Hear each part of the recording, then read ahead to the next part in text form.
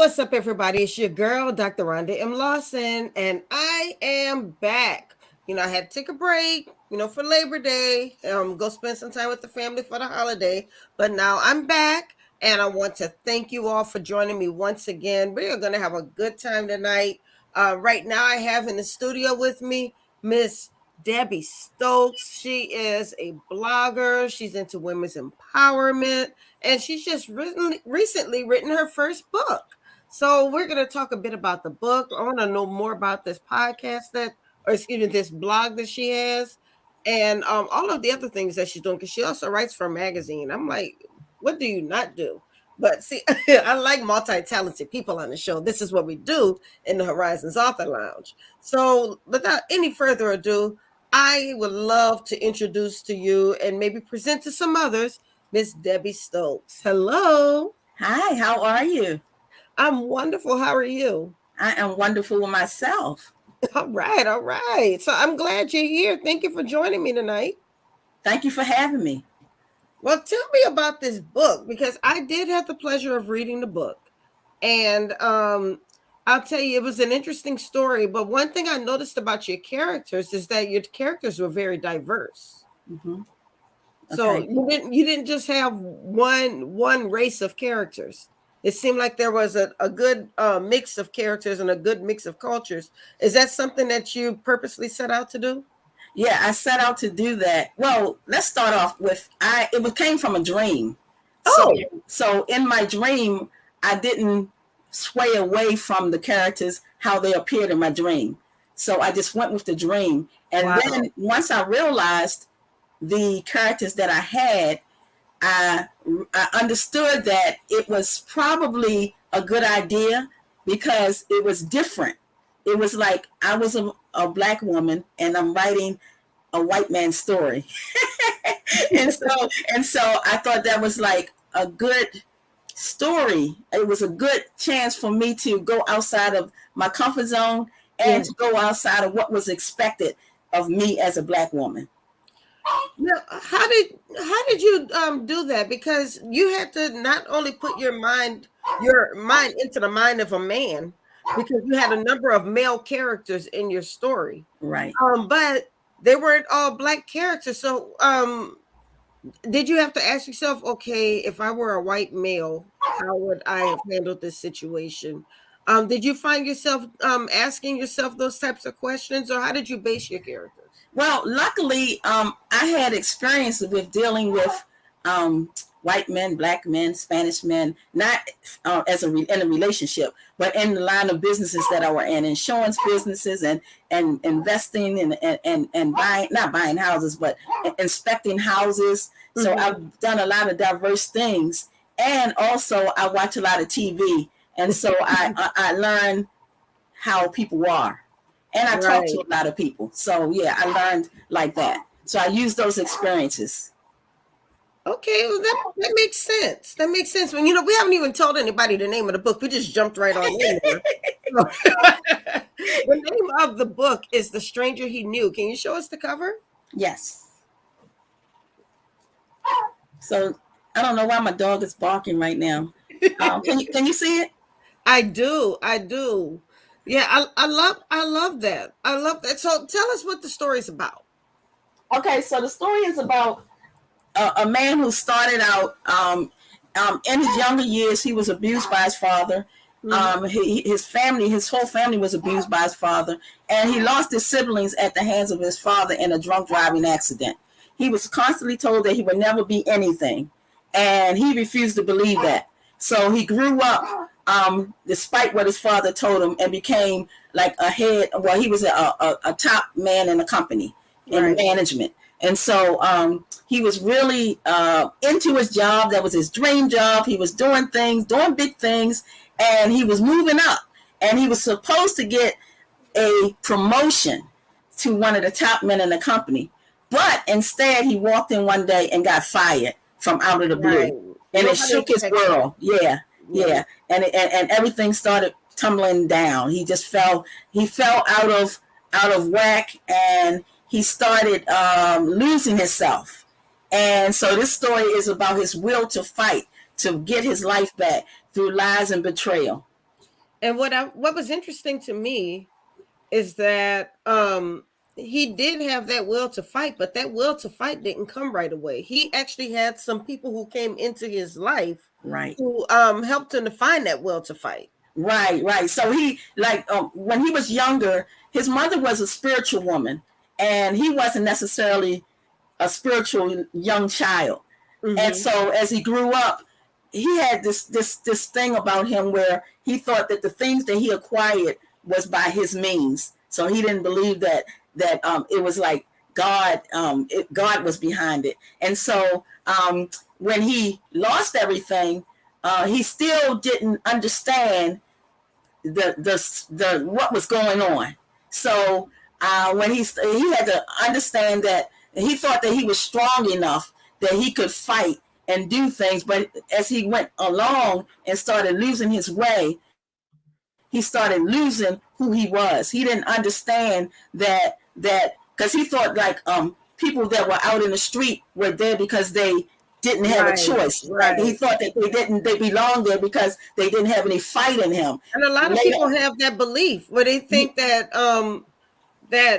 people who are on the street are there because they want to be, or because they're right, lazy, or right, or they're just poor. And sometimes that could be a total different case. right. That's not the case a lot of times. Well, sometimes it's mental or whatever, but in his case, he fell he fell down and he got caught up in the fall and didn't know how to break away from it. So he met people along the way that could kind of like bring light to him. Very good. Now, but as I was reading the story, I had to keep reminding myself that the main character was a white man because I could picture anybody in that Right, situation. right. Yeah, I wanted it to be a relatable story, no matter his color. And I made that intentional because I didn't want you to know that he was a white man right off. So I wanted it to be something that people can relate to. You can know somebody it happened to. It might have happened to you. You see it on Mhm. the news, but I wanted him to go through issues that everyday people go through, and you Right. and you can learn from the struggle that he went through. So you said you dreamt this story. Yes, yes. I dreamt the story. It just came to me, and and it's funny because I dream a lot of stories, and that's why I have a problem with sleeping at night because my mind is very active at nighttime. But anyway, so this particular story, it came like so strong, and that's what made me jump up. And in the process of, I didn't jump up literally, but I jumped up out of my sleep, and literally I accidentally smacked my husband when I woke up. And but I kept my eyes closed while because I didn't want to lose that thought. And I always keep a paper and pencil next to me, so I kind of like as I grabbed it and then I wrote it down. I opened up my eyes just enough to write it down, and then I went back to sleep. And so then when I got up for the morning, I got up and I started writing the whole idea down. So it was like really, it was a dream, and it came to me as a white man. Well, what was it about this dream? I know you have a lot of dreams, and a lot of your dreams could probably make some interesting stories. But Right. what was it about this one that made you say, I really need to write this one down? This one is going to be a story. I think this one was just so deep. It was so it was like I couldn't let it go. It was Mm. something about this I could not let it go, and I think the story had to be told because it could help so many people. The message behind it can help so many people, and because I was into empowerment, it fit right in. And that's interesting that you said that you were into empowerment, but I know you're into women's empowerment, but this Right. time you decided to write about a strong male character instead of a strong female character. Right. Well, I stepped, like I said before, I stepped out of what people expected me to do. So I was thinking that might be like a niche for me. Like if Mhm. people say, well, why did you write about a man? Why did you write a man story? Because everybody expected me to write a woman story. So I wanted to Ah, be different, I got it. I Yeah. got it. Yes. So, what? How do you like this author world? Is it different from the blogger world? Um, I would say yes, because you have to sell, you have to market. And so like in the blogger world, I wrote stories, I wrote articles, and I interviewed people. And it was interesting that I looked for people with stories. Everybody has a story, but there are some people whose stories are really impactful and they can really change people. And so a lot of people that I interviewed, they had stories like that were deep. They lost things. They went through things. And so I wanted to interview these women to show how you can change, how because you started there don't mean you have to finish there. You can become something even though you've been through what you've been through. So I really loved women's stories, and I wanted that because in my life growing up, I didn't have a sister. So women empowerment, women connections was what I yearned for. Beautiful, beautiful. So, tell me about the blog. Are the blogs still up? Well, I know I put that aside because I really wanted to focus on my book. Oh, I see. Yeah, because I found myself being pulled in different directions. So I was working on the magazine, I was working on the blog, I was working on my family stuff. I was working on my husband's business, and my book I put to the side. That's what took so long. So I said, wait a minute, stop it, hold everything. I have to start and prioritize myself, and I stopped everything else, and I focused on the book, and so I put everything else aside. So, I think you said you didn't want to talk about writing process, but I really want to know your writing process because it is a little different from Yeah. a blog. So, what are some of the things that maybe surprised you? Some of the differences that may have surprised you between blog writing and novel writing? Well, for one thing, with novel writing, I have to research. I have to find out. I, I have to be sure that what I'm talking about is true. And with the blog, I kind of like go off of other people's stories. So Right. that's the difference right there. Another thing is that I just have to know why. I have to know my why in writing the book to get me from the beginning to the end. I have to know who my audience is. Well, that's the same with a blog too, but it's just because you have to market it. It's a Right. difference. You have to really know who you're selling to.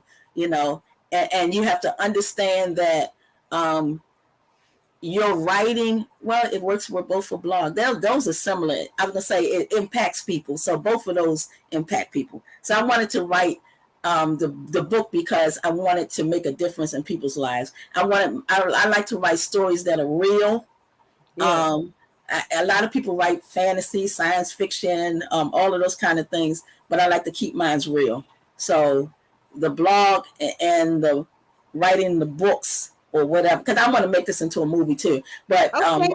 I can yeah, see it. I can see it as a movie because I'm telling you the storylines were real. uh The huh, storyline this you could actually identify with some of the things going on. How his bout with alcoholism and right, then getting addicted to drugs at one point. mm-hmm, And just like the whole homeless piece of it was really what struck me. And right, I know you said you had to do research, right. but how did you get into the homeless piece of it? I mean, what type of research did you do on it for that? Well, actually, I knew quite a few people who were homeless. Not to say that they were like out there all the time, but they didn't have a home of their own. They traveled around to different places, and live on people's porches and Right. people's cars and things like that. So I talked to them.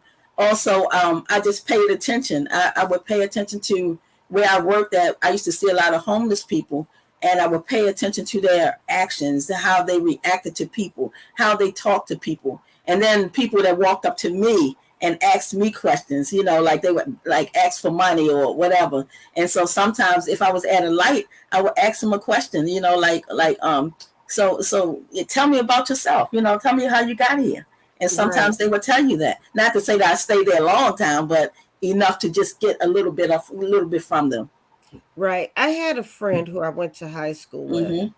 and I did not know until we were adults and we reconnected that she was homeless when we Yeah. were in school. Yeah. She said she would go to school, very early before everybody else, Mm-hmm. so she could clean up and get washed up. Mm-hmm. And she would, she'd be there to eat breakfast and lunch, of course. Right. And she did well in school, so nobody knew that she was homeless. I Mm-hmm. didn't know until she told me when we were older. And that's a thing. That's a real thing, because you have functional homeless people. You have Mm, whole families that's out there, and like you said, they go to school and they do things normally, and you don't know that they're homeless, and they keep it mhm. hidden. So it's a tragedy that we have people that have to live like that in America. Absolutely. I mean, Yeah. and it really opens your eyes to what people go through. Right. Right. And what I did realize is that sometimes homeless people, like, they are proud. So sometimes they don't want you to give them things. Like, if you offer them money or you offer them food, sometimes they go to the shelters. But it's the ones that stand on the corner with the signs. See, they have an ulterior motive sometimes. They're trying to get high, they're trying to get a drink or whatever. But Well, my mom used to work with a lot of homeless mm-hmm. people, and a lot of them, they would get jobs. She would help them Yeah, find jobs or a place to live. But she said that she learned that there were some people who did not want to go into the shelters right, because they didn't want to abide by the rules of the shelters. right, So they felt like it was easier to just be on the street. And right. some of them made more money on the street than they did getting a regular Yeah, job. yeah, yeah. Mm-hmm. Yeah, yeah. So it's a big deal. You have so I many. pictured myself if I were in this situation, I might do what they did, just go to the casino and Right, right. I'm gonna just stay here, and at least it's warm in here. Right, because my daughter used to work at a casino, and she said a lot of times homeless people will come in there just they would get free. You get the free Yeah. coffee, and they was come in for the warmth and everything, and then they would leave, Hmm. and they didn't put them out. So I thought that was strange, but anyway. So you have a lot of people that a lot of homeless people become resourceful. Yeah, you do what Yeah, you have to do to survive. yeah, that's right. That's right. Yeah, because truth be told, a lot of us are 30 days away from homelessness anyway. You are You know? absolutely right. Yeah. You are absolutely right. We think we have these great jobs and Yep. we know everything, but that can be taken away just like the Just man like in this that. book. This man had lots of money. Had it all. He was in a beautiful home. He had the family, and then lost it all just like that. Just like that. Just like that. And was lost. You know. Hmm.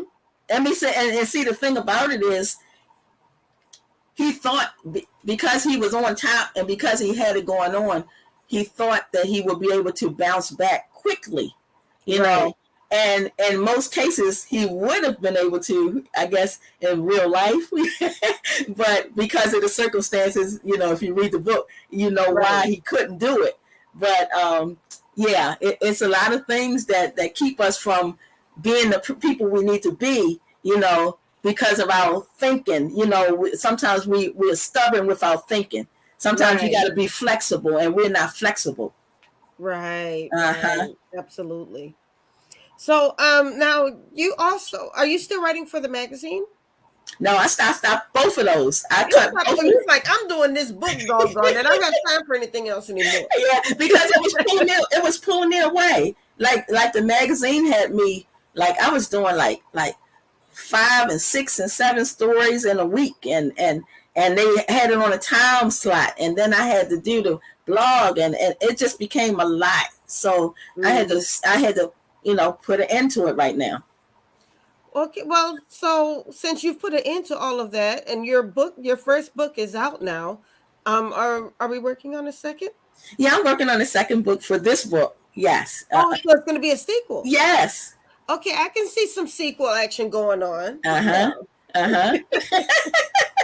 Yes. And when I first started this book, it was a Christian fiction at first. So when I jumped out of my dream, it was a Christian fiction. And so then, and that was in 2018. And so then life obstacles got in the way, life things got in the way, and I put it aside. And when I came back to it in 2020, I read it and it just didn't have enough fire for me. And Mm. so I was drawing, I started, you know how you do the re-edits and stuff. So I started going over it, and something in me pulled out the thriller. Wow. And so it became a thriller. It's a thriller, all right, because I was nervous for him myself. I'm like, oh, stop walking on the street. Oh, go sleep there. And I don't know if you remember his wife told him, they were staring at a homeless man out the window, and his wife was saying something about the homeless man, and he said something similar to, that could never happen to me. You know, yeah. Yeah, I forgot about that part. Yeah. And he said, I don't understand those people that let themselves fall like that. Right. Yeah, you just never know what can happen to you in life. You know, that's why you have to be thankful and stay humble. That's right. Yeah, but it was fun to write. You know, I learned a lot about myself. You know, I learned that that I'm capable to go outside of my comfort zone, and that I won't let fear stop me, because a lot of times when I was younger, I was very quiet. I was really, really shy, and I used the pen as my voice, and my writing became my comfort zone. It became my shield. And so I was so shy that, like, if I was around other people and my brother was right beside me in school, I wouldn't speak to him. I wouldn't talk to him because other people was around. So I was really, really shy. And so as I grew up, I started finding my voice even stronger, and I started writing more. And I knew back then that I wanted to be an author. I knew that I wanted to write, and I wanted to see my name in lights in the movies, you know? Yes. And so it took me until 2018, where I finally said, I asked myself, what am I waiting for?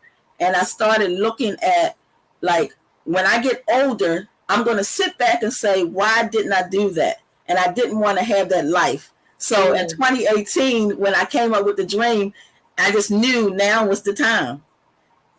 I just knew it. And so at I'm 60. How old am I now? I'm 60. I'm 62 now. I'm 62 now, and I'm living my dream of you know, something that I always wanted. And it took me this long to get here, because I knew that I was ready. Yeah. A lot of times people will never take that jump, and they'll keep saying, I wanted to do that, or I wish I could have done that, or I thought about doing that, but you actually did it. So that's what that's the great part about it.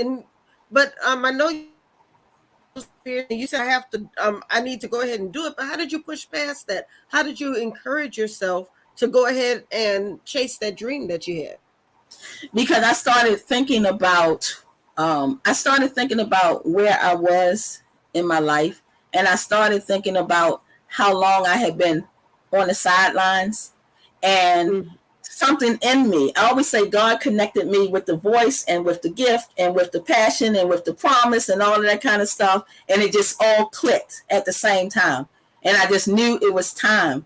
I said, fear is not going to win, and I refused to lie down and let it win. So I started moving forward, and I said, I took one step in front of the other, and I said, as long as I don't quit, then I can make it. I can do it. And so I just kept going. And I said, the fear of the unknown is just going to have to show up, because I'm ready for it. I'm ready for it. Say it again. You were playing. I said, a pep talk. You were not playing. That's right. I'm ready. I'm right now. And I must say this: public speaking is my ultimate fear. You know, I haven't gotten to that point yet. Oh gosh, like right now, this is a big feat for me. Right now, what I'm doing, but I'm probably saying it's because I can't see an audience. So that's helping me. But yeah, to walk on stage in front of a crowd, that's the ultimate fear for me. And I'm working my way to that because I know eventually I might have to do it. So all of these little like times that I go and I talk to people and are interviewed is building me up for the time when I have to. I want to be ready. Well, I think what you can do is you can practice by going live for like 5 minutes, not even 5 minutes. If you can't do it up to 5 minutes, maybe do it for like 2 or 3. Just and saying some of the things you're saying now, and Okay. each a little bit longer and a little bit longer, and then you'll get more used to talking to people. Right, right. Yeah, because right now, I mean, I've learned I'm talking a lot now, because if, like I said, you couldn't get words out of me at first. And, I think when I started, at one time I started selling insurance, and I think that was the thing that really turned the corner for me, because it was like I had to speak or I wouldn't make no money. So I started talking. And the way I got past that is I said, if I wanted to learn or I wanted to know some directions, I would have to walk up to somebody and ask them, which way do I go here? Or which way do I go there? Or if I wanted to know a time, I would have to say, do you have the time? So why not ask about the insurance? So that's what I started doing. And from that point on, like my world opened up. And I am so thankful I did that. Well, I'm thankful for you doing that too. Yes, yes. So I've come a long way. Yes, you have. And because right now I can never tell that you have a fear of speaking in public, because you're doing great right now. Oh, thank you. That means the world. Oh, you're so sweet. Well, unfortunately, it is already almost 30 minutes in. Wow. So that means that we have come to the bottom of the hour already. I mean, I told you, it goes fast. Right. Yeah, it does. Yeah. And I'm so happy, because I another one accomplished. Yay. Yes, yes. Well, I do have to share that, Miss Debbie was one of the students in my 5-day master class. And I think she hit all 5 days. And I was like, I was afraid I was going to be talking to myself by the 5th day. I'm like, people are going to be tired of coming, but y'all kept coming. So I appreciated that. Yeah. It was awesome too. Thank you so much. I appreciate that. Yeah. Well, so, tell us, I'm sorry. No, go ahead. No, I was just going to say, remind us where we can find the book, and then hold the book up one more time so everybody can see it. Okay. So it's The Stranger He Knew. You can find it on Amazon.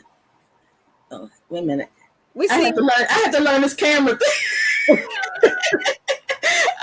You can find it on Amazon. I'm author Debbie Stokes, and you can come to my website, authordebbystokes.com, and I'm on Instagram. I'm on Instagram as Debbie Stokes. I'm on Facebook as Debbie Stokes, and I'm on TikTok as Debbie_Stokes. So you can find me all over. All you gotta do is put in Debbie Stokes and author Debbie Stokes, and it'll pop up online. And you can find me in different places. And I'll be more than happy to meet you and talk to you and engage with you and follow me, and I'll follow you back. Yes. And buy my book, please. And please leave a review. Yes, please leave a review. I tell y'all all the time, first-time authors become established best-selling authors is through reviews. People depend on reviews to make the decision of buying books. So if you enjoyed the book, don't keep it to yourself. Let everybody know how much you enjoyed that book, so more people will buy it. Yes. And join my email list, because I have I want to be giving out some bonuses and awards, and I want you to keep up with me and all kinds of stuff. I just want to get to know you better. Awesome. Well, thank you once again for joining me tonight. I wish you all the best in your new writing career, and I'm waiting to see that next book. So thank you for having me. Let's get it done. Okay. All right. Bye-bye. Right. Thank you. Bye-bye. Okay. So that was author Debbie Stokes. And before we bring on our next guest, I just want to remind you, Meet the World Image Solutions always has some great things going on. And right now we are the sponsor for beautiful Lawson, who will be going to the National All-American Miss Pageant. So in order to help her to get there, we are offering some slashed prices. So if you are an author or a small business owner or anything like that, and or maybe even have an event coming up and you would like to promote it, get some exposure, um, put it into a book that's going to attract at least 6,000 readers, come talk to me and look at these prices. You can't beat that. What I'm offering you, you cannot beat these prices. So I want you guys to be a part of that. Let's help Miss Beautiful Lawson get to the National American Miss Pageant so she can take home the crown. And thank you. All right, so we're gonna go ahead and bring on our next guest, Miss Amber Hill. It is so good to see you again. Hello, hello, hello. Hello, hello, hello. Can you hear me? I hear you great. Okay.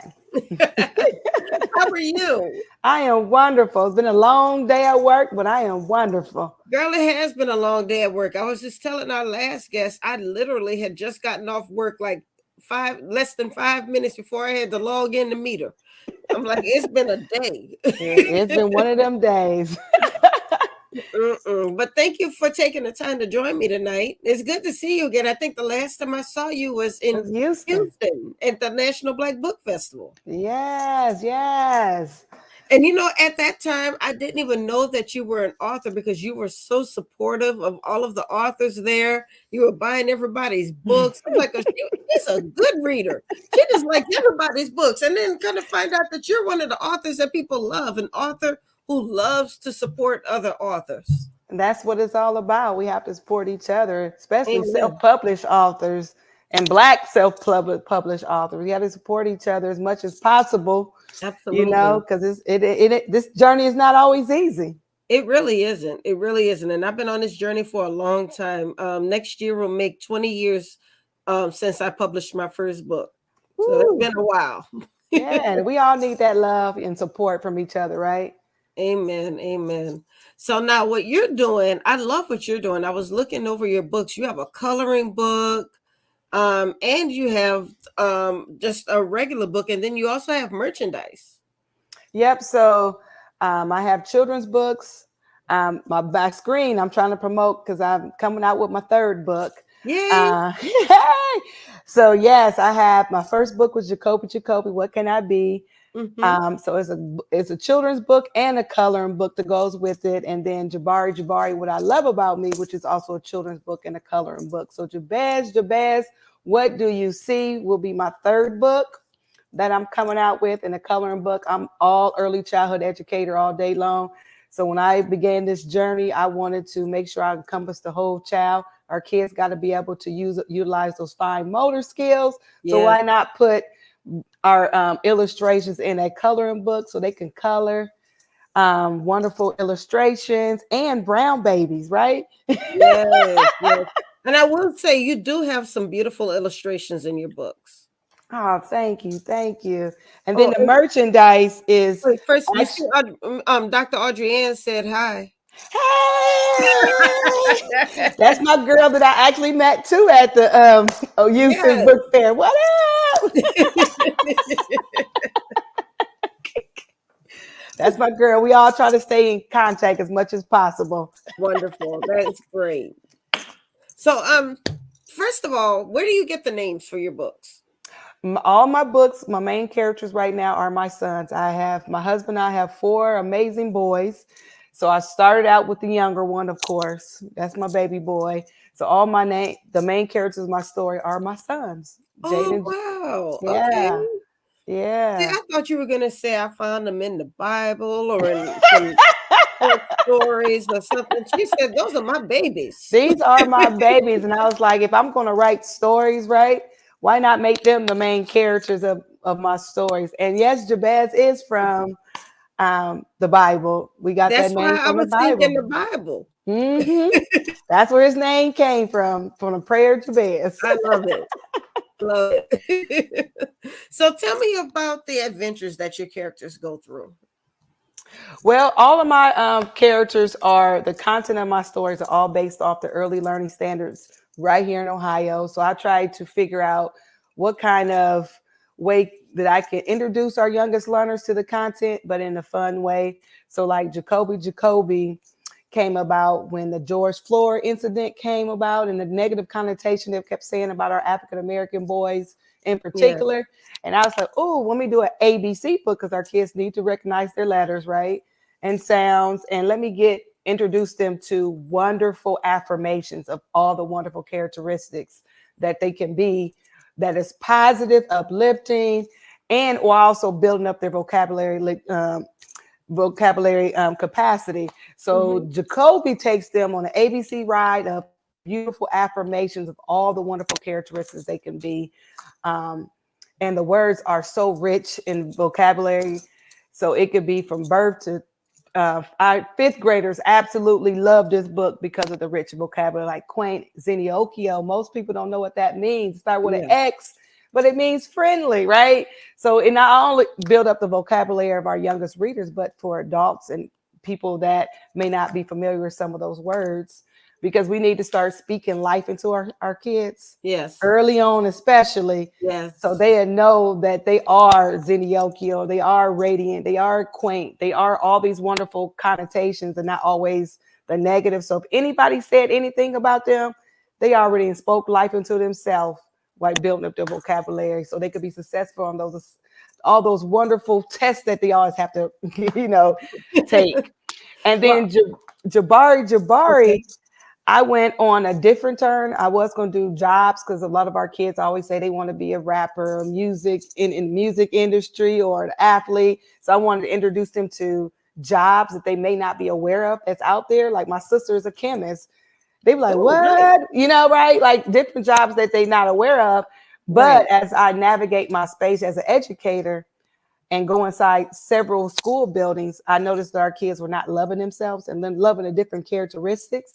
So I said, let me change this connotation that Jabari talks about with his father, all the beautiful characteristics that he loves that God has made him, while also utilizing descriptive words. Like my favorite page is, I love my hair that is full of velvet rope. So anybody that could not see would know that can visualize that Jabari has locks and he loves his Yes. locks.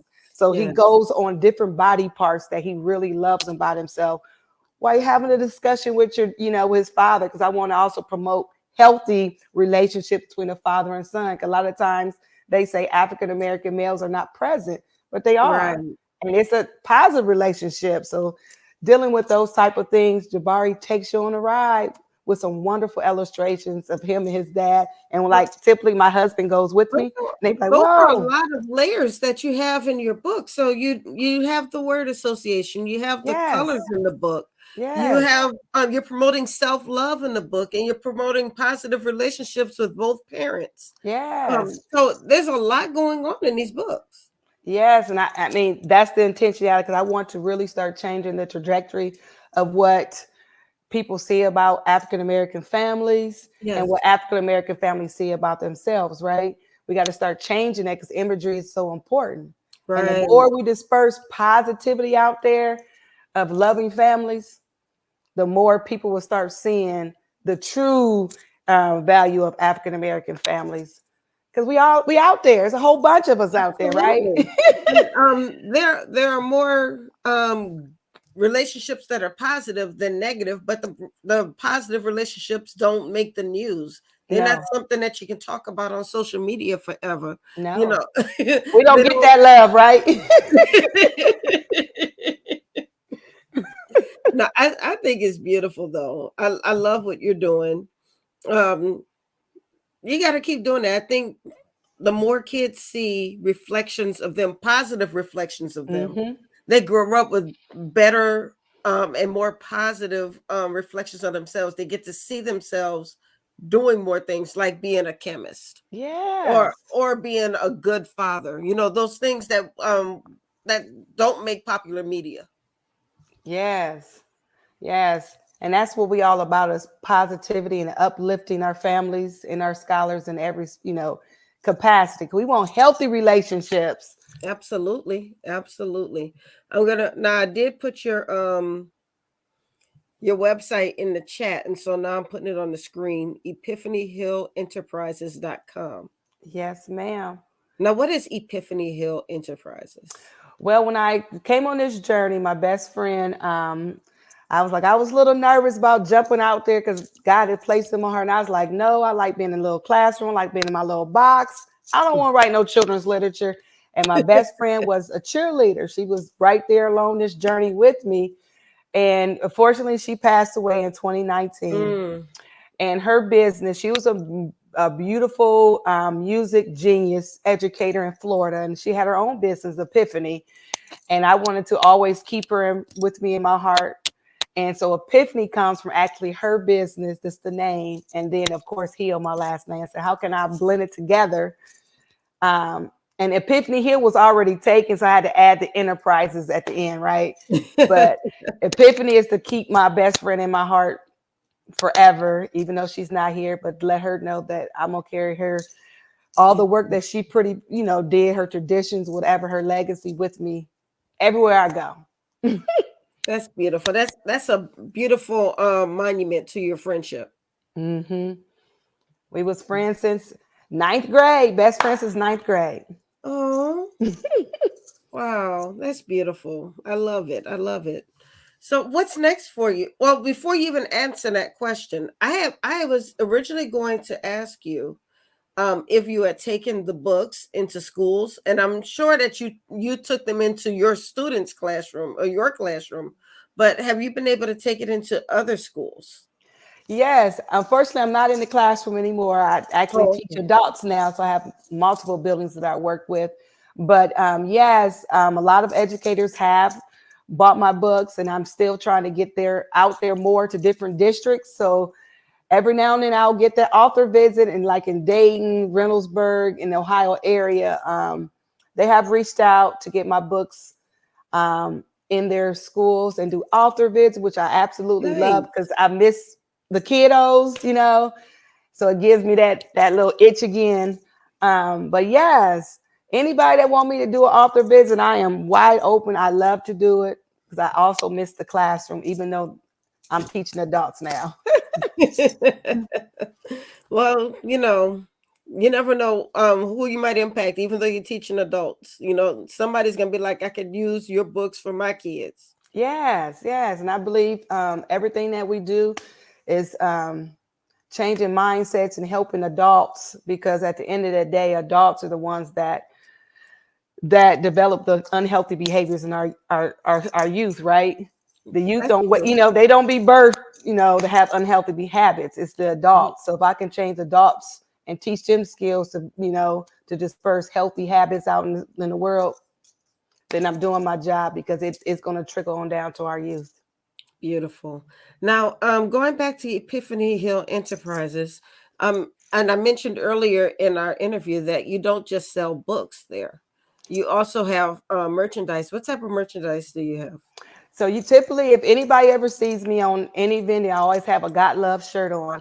My sons, my older two sons, they are entrepreneurs. They started that journey together, t-shirt business, and I just support them in every aspect. So God Love is all about they want people to have love for them no matter what um, their outside appearance is because the Mm, world, they're big boys. They 6'1", 6'3". They're big. They that's have big. locks, Yeah. So when you see them, some people may be intimidated of them without even knowing them. So they have the brand Got Love. So no matter where you at in the world, you can have love for them for who God made them to be, the positive characteristics, and not what the world say they are. So they started that brand Got Love, and it's doing well. So I wear it and I promote it on my website, but pretty soon their website will be done, Renee Inc., where all their merchandise will go under their LLC. So they're building up their college students, right? Trying to That's be young awesome. entrepreneurs. Yeah, Mm-hmm. go ahead and pay for your college yourself, young man. I love it. I love Yeah. it. Trying to get that entrepreneur spirit into all my boys, right? I love it. But it goes back to what we were saying earlier, that there are so many negative images of our young black men in popular media and social media. And whenever we can have young men who are basically just pushing down that stereotype and say, that's not me, this is who I Mm-hmm. am, I feel like we need to support that so we can get more of those positive messages out. Because as we like to say, representation matters. Yeah. And if they stayed quiet inside of their shells, nobody would ever hear their message. So I also applaud you for helping them to promote that message and encouraging them to keep on going. Yeah. So everybody be like, you got God love? Yes. We have love for everybody, right? We got to love conquers everything. Yes, yes.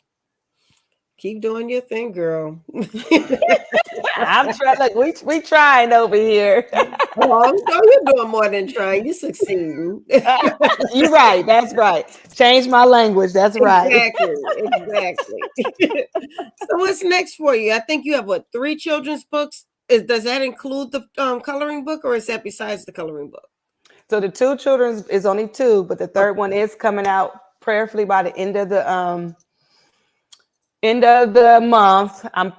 I've been slowing down a little bit because I'm trying to be Dr. Hill soon and trying to finish this journey by November, December, hopefully. And but yes, Jabez, what do you see will be coming out. And then I'm doing a lot of speaking engagements. So if you need me to come do professional development for your business or for your schools, I am your person. Um, so a lot of things is coming down the pipe once I become Dr. Hill. Right now, I'm trying to just, as you know, Dr. Lawson, that last part, I'm in that last Girl, don't get 10 me started. yards of that 400, It's right? the hardest part. That is the hardest part. Yeah, so right now I'm focusing on that. But after I become Dr. Hill, I'm going to be hitting the pavement hard and doing a lot of professional development, traveling around the country, just trying to really tap into our adults and creating spaces where everybody, no matter what type of business you have, want to be there. That's so important as a business and a leader. You Yeah. need to have your workers or whoever's under you loving the environment, right? Which is so important when it comes to the efficacy of our work. So this teaching teachers how to do that, leaderships, businesses, the importance of creating those environments where everybody want to be in that space, and then continue this journey. My husband I'll be posting that later on today. He's a veteran. He just posted his first children's Nice. book. So it's like a big old family affair of all the things that we're trying to accomplish in the Hill household. Thank you. All right, Dr. Audrey said call her. You better call her. Oh my goodness, she is such good people. She is. Yeah. She helps a lot of doctoral students. Mhm. Yes, I mean, if you ever need an encourager, she's the one who's going to encourage you. Yes, she does. So, when I'm picturing you, yeah, I'm picturing Dr. Hill taking her books and spreading a positive self-love message through inner city schools throughout the country. And I specifically say inner city schools because these are the messages that our young kids need to see and hear. Yes, I love that. Keep speaking that into existence, right? Absolutely. Because I love it. I love to inspire our youngest scholars. Well, all our scholars, especially ones that look like me. So when I enter into those buildings, I let them know that you're beautiful, you're handsome, you're amazing, you're awesome, you all types of things. When they see me, they be like, "What?" It was so funny. I was at one school, and the girl whispered over to her friend, like she said, "I was beautiful." You are, sweetie. Like you are. So they need to hear more of that. So yes, and what if that was into the first existence. time that girl had somebody call her beautiful? You never know. Right. And like teaching adults how to do that, right? Like your one word could either be the one that plant that seed into our youngest scholars, or can just burn that seed from our scholars and won't allow that flower to blossom. So words matter, right? Absolutely, they matter. Yeah, you are speaking truth to here tonight. But you're doing exactly what you said you wanted to do. You said you wanted to talk on the importance of children's books and diverse literature, and that's exactly what you're doing. Because it's so important. As a former teacher, it was so hard to find good diverse literature for our kids, right? Yeah, So like, and then it was not a lot at all. If you want to put now, it's starting to, I'm encouraging other authors to come and join this journey because I see it in them. Like we need more. We need more chapter books of kids that look like us. yes, We just need more of us getting out there and showcasing all the wonderful things that our kids need to see on a daily basis. We want them to continue to pick up a book. We don't want them to I love the Kindle, but we don't need it to, I need them to pick up an actual book. It's something about a book yeah. that We is want to be so, able to so hold the book. amazing. Yeah, I Yeah. mean, and I love my audiobooks, and I actually like audiobooks more than Kindles. Mm-hmm. But you're right. I was reading Debbie's book, our last guest. I was reading her book, and she sent me a physical book. And I'm reading this book like, wow, I haven't actually held a book in a long time. Mm-hmm. It felt good to It just felt good. hold the book and read it instead of just going to the phone and saying I'm gonna read this. Because first of all, my eyes getting bad. I can't read that little bitty print.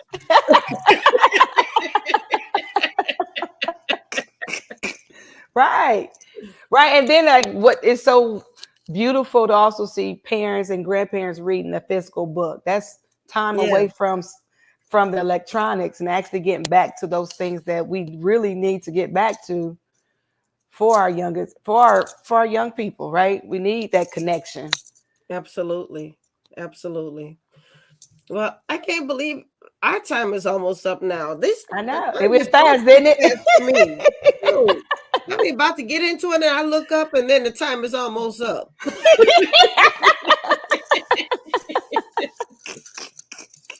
But Yeah. we do still have a little bit of time. So, do you have any appearances? I know you have your speaking journey. You said you speak in different places. Any appearances that you want to talk about?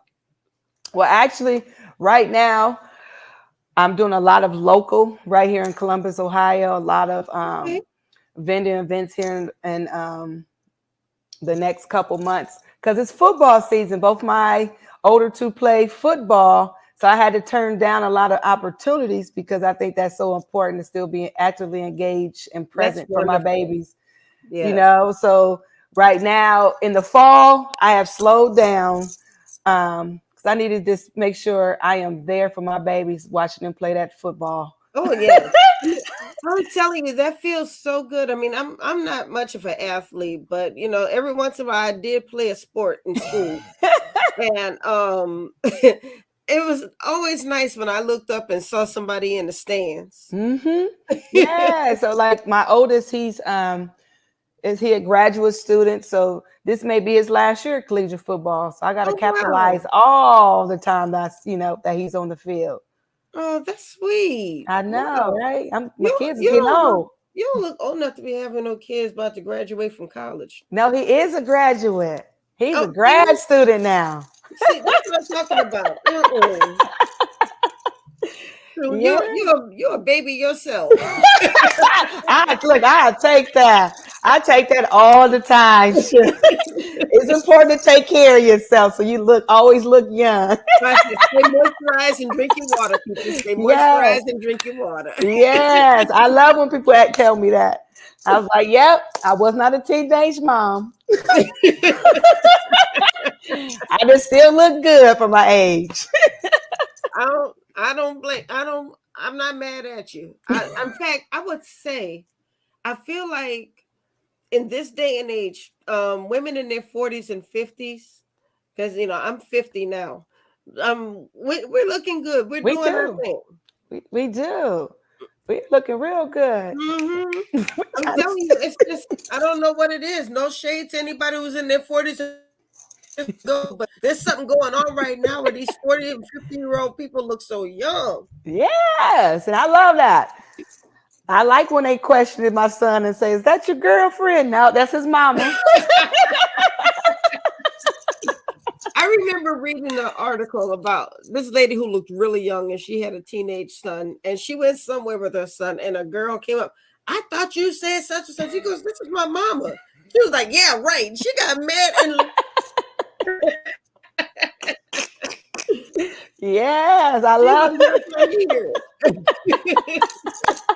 Yes, I'm trying to stay young as much as possible, right? Absolutely, absolutely. So y'all go out there and support Miss Amber Hill. She is what you call a supportive author. Like I said, I didn't even know she was an author when I met her because she was going around buying everybody's books and she made everybody feel like a celebrity. I was like, she is so sweet. Who is this lady? You look, I get to mess with you because that's what we deltas do, right? Oh, here we go. You know what? The interview is over. I had to put that plug in. The interview is over.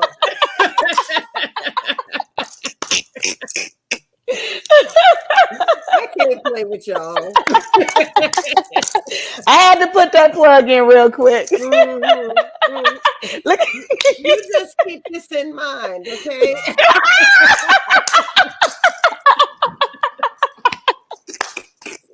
and for all the people know that this divine love right here, divine Exactly. love. This is what it looks like. We can laugh and talk with each other, but this is still my sister. That's right. All right. So, do you have any of the books? I know you have the background behind you, but can we see the books? There we go. Oh, Can you beautiful. see it? Yes. So that's Jabari. What do I love about me? And then Jacoby. Let me see. Because my background. Yeah. Sometimes you have to put it close to you. There we go. Jacoby. What can I be?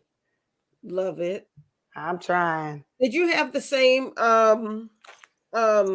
Illustrator illustrators for all of your books?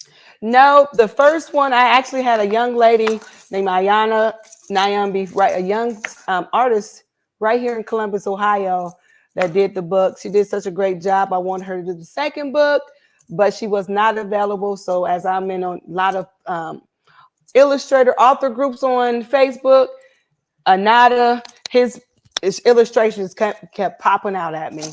So I went with him, and he did such an amazing job with Jabari's book. So I came back with him the third time to see if he was available to do Jabaz. He does amazing because I believe illustrations should pop. Yes. Because that's how our youngest learners learn how to read first through illustrations. Mm-hmm. And I want people to want to pick up the books, and I was very intentional making sure that the pictures of my characters look like them. Right. Like my And husband had to look like my I'm sure it was a process trying to find the correct illustrator for your books. Yeah, because all my children authors out there, as an educator, illustrations are important. Absolutely. We have a lot of books out there that's out there, but not all illustrations are nice. So be intentional when you pick your illustrator, because the illustration tells the story. Yes. And that's going to attract your readers and the people to your table or to your book. So make sure you're intentional about how you pick your illustrator. Well, thank you so much, Miss Amber, for joining me tonight and being a part of the Author Lounge. This is what I really enjoy about what I do, is just getting to meet so many wonderful authors and just getting to know your process and getting to know your work. And we have had some wonderful authors, and you are one of them. So thank you for being on the show. Thank you for having me. All right, y'all, go out here and buy this lady's books. They are beautiful and they have a beautiful message in them. This is Miss Amber Hill, and be on the lookout for what is that? Say it again. The next book that's coming out, Jabaz. Yep, Jabaz. What do you see? All right, Jabaz, do you see October? Hopefully at the end of this month, September. That's my goal. Okay, we're That's taking it into existence. Yes, Congratulations. Yes. Thank you. All right. Well, you have a wonderful evening. Thanks again for being on the show, and God bless you. God bless you. Thank you. Bye-bye. Bye-bye. All right, y'all. That's the end of the Horizons Author Lounge for this week. Come back next week. I'm going to have 2 more amazing authors. In fact, September is just jam packed. We just, if you've been trying to be on the show, September, you can just hang it up. Go about mid-October, you might be able to find a slot. But we are popping here in the Horizons Author Lounge, and we want you guys to be a part of it. Don't forget, I will show you once again. If you are an author and you want some publicity for your book or your event, or maybe you are a small business, take advantage of these slashed prices so we can support Miss Beautiful Lawson in her quest to go to Orlando and be a part of the National American Miss Pageant. We have our big package for $500, our middle-sized package for $250, and then we even have something for people who only want to spend the $100, but you will get some quality publicity out of all of those packages. So take advantage of that while you can. And other than that, that's all I have for today, y'all.